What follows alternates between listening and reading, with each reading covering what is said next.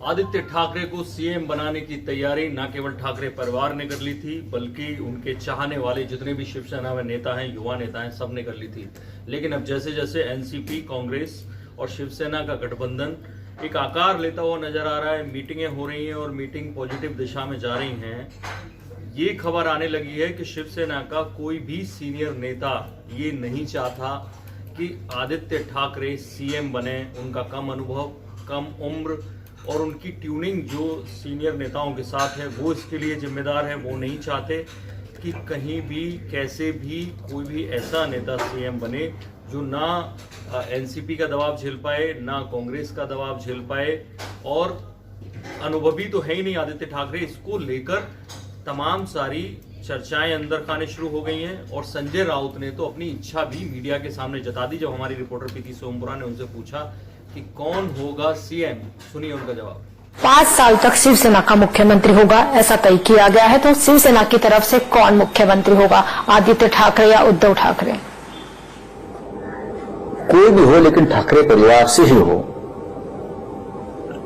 इस प्रकार की भावना इस महाराष्ट्र की जनता में है।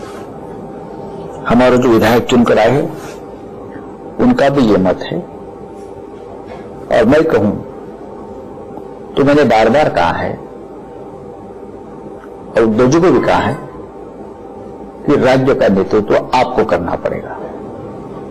जो सपने आपने देखे हैं राज्य के बारे में, वो अगर पूरे करने हैं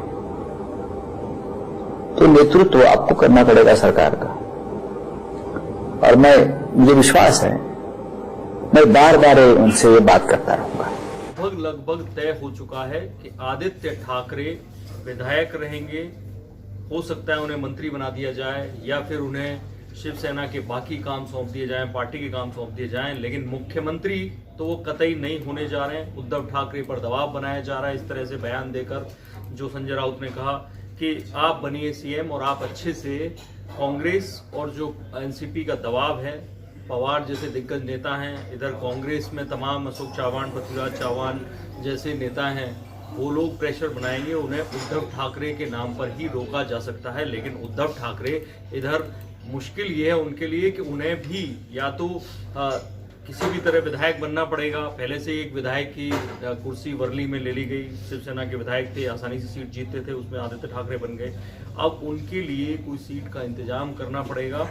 और ऐसे में दूसरी दिक्कत यह है कि शिवसेना का इतिहास बताने वाले भी कम लोग नहीं हैं। जब बीजेपी अपने आप को छोटा भाई मानती थी, बहुमत में आई थी शिवसेना और बीजेपी का गठबंधन लेकर सरकार बनाई थी, तब मनोहर जोशी को शिवसेना ने सीएम की कुर्सी पर बैठाया था। ऐसे में बाला साहब ठाकरे नहीं चाहते थे कि उनके परिवार का कोई सदस्य चुनाव लड़े, लेकिन आदित्य ठाकरे ने लड़ा।